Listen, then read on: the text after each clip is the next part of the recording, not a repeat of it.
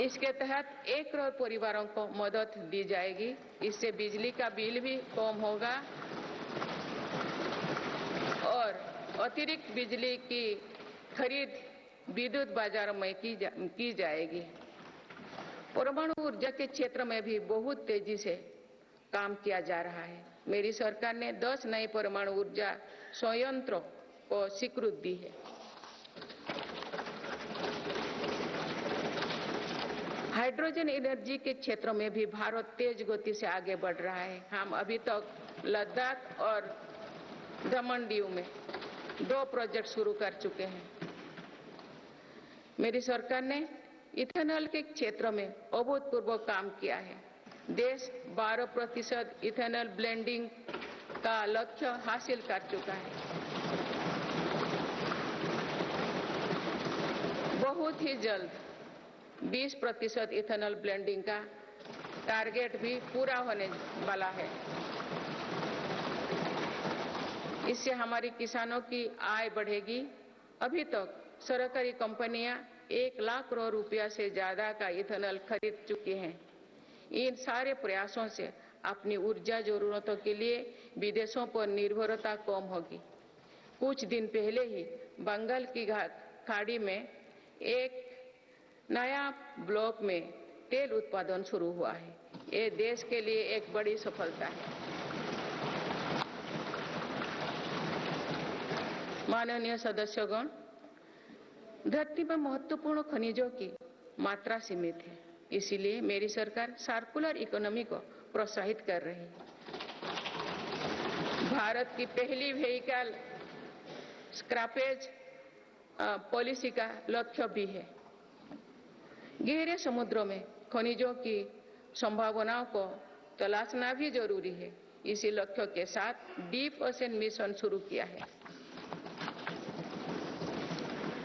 इस मिशन में अपने समुद्री जीवन के बारे में हमारी समझ भी बेहतर होगी। भारत का समुद्रयान इस क्षेत्र में शोध कर रहा है। मेरी सरकार भारत को दुनिया की एक बड़ी स्पेस पावर बनाने में जुटे हैं। ये मानव जीवन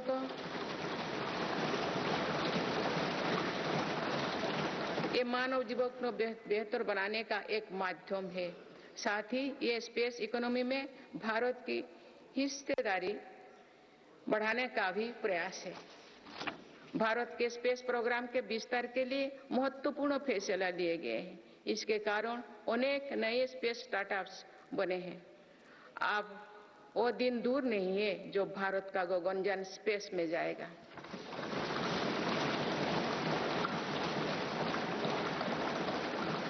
माननीय सदस्यगण, मेरी सरकार ने भारत को दुनिया के अग्रणी डिजिटल इकोनॉमीज में से एक बनाया है।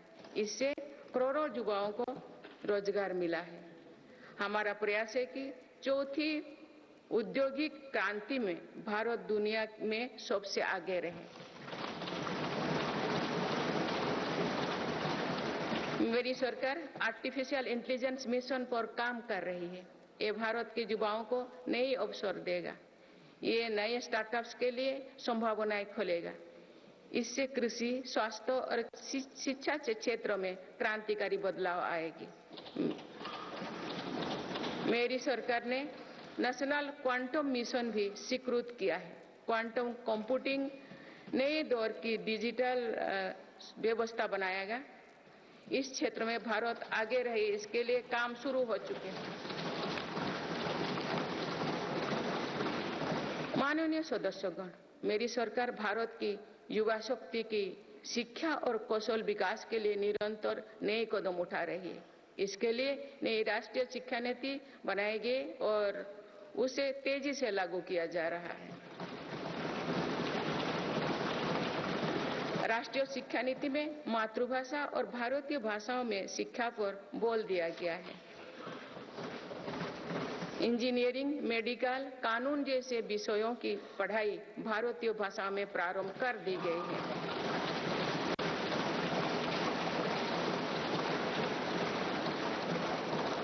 स्कूली शिक्षा में गुणवत्ता लाने के लिए मेरी सरकार 14,000 से अधिक पीएम श्री विद्यालयों पर काम कर रही है।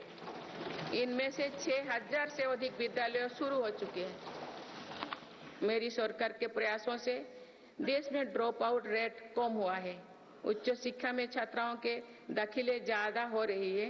अनुसूचित जाति के विद्यार्थियों के नामांकन में लगभग 44% वृद्धि हुई है।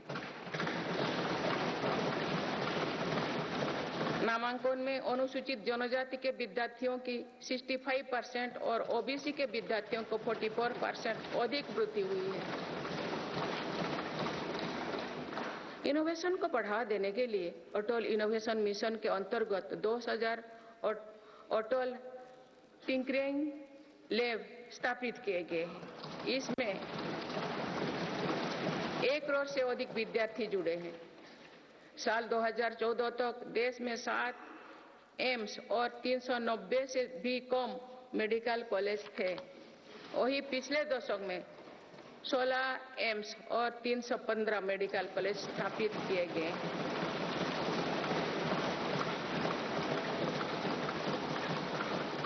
157 नर्सिंग कॉलेज स्थापित किए जा रहे हैं। पिछले दशक में एमबीबीएस की सीटों में 2 गुना से भी अधिक की वृद्धि हुई है।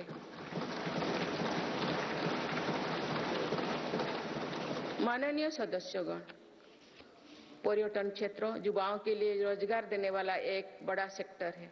मेरी सरकार ने बीते 10 वर्षों में पर्यटन के क्षेत्र में अभूतपूर्व काम किए हैं।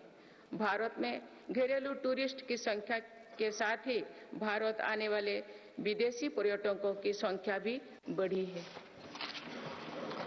पर्यटन के क्षेत्र में जो वृद्धि हो रही है, इसका कारण भारत की बढ़ती साख है।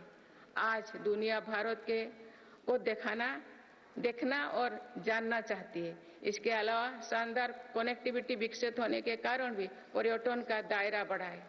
जगह जगह एयरपोर्ट बनने से भी बहुत फायदा हो रही है। नॉर्थ ईस्ट में आज रिकॉर्ड संख्या में टूरिस्ट पहुंच रही है।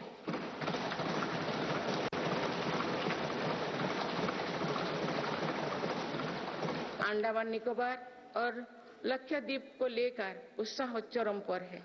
मेरी सरकार ने देश भर में तीर्थ और ऐतिहासिक स्थलों के विकास पर बल दिया है।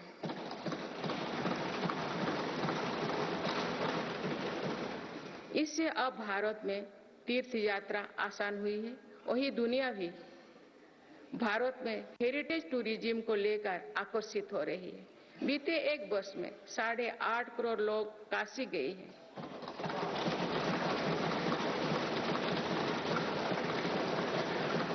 करोड़ से अधिक लोगों ने महाकाल के दर्शन किए हैं।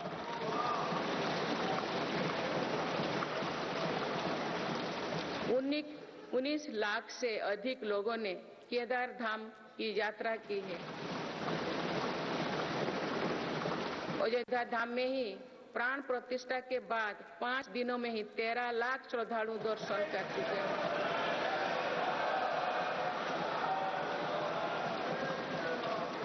पूर्व पश्चिम उत्तर दक्षिण भारत के हर हिस्से में तीर्थ स्थलों पर सुविधाओं का अभूतपूर्व विस्तार हो रहा है। मेरी सरकार भारत को मीटिंग और प्रदर्शनी से जुड़े सेक्टर में भी अग्रणी बनाना चाहती है। इसके लिए भारत मंडपम और यशोभूमि जैसा इंफ्रास्ट्रक्चर बनाया जा रहा है।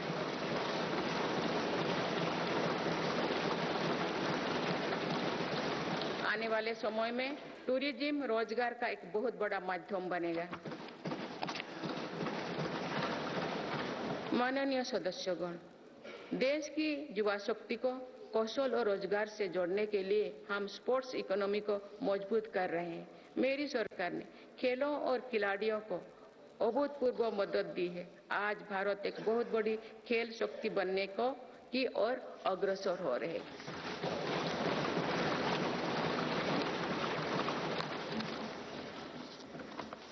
खिलाड़ियों के साथ ही आज हम स्पोर्ट्स से जुड़े दूसरे क्षेत्रों पर भी बल दे रहे हैं। आज नेशनल स्पोर्ट्स यूनिवर्सिटी बन चुकी है। देश में हमने दर्जनों सेंटर ऑफ एक्सीलेंस बनाए हैं। इससे स्पोर्ट्स को एक प्रोफेशन के रूप में चुनने का अवसर युवाओं को मिलेगा।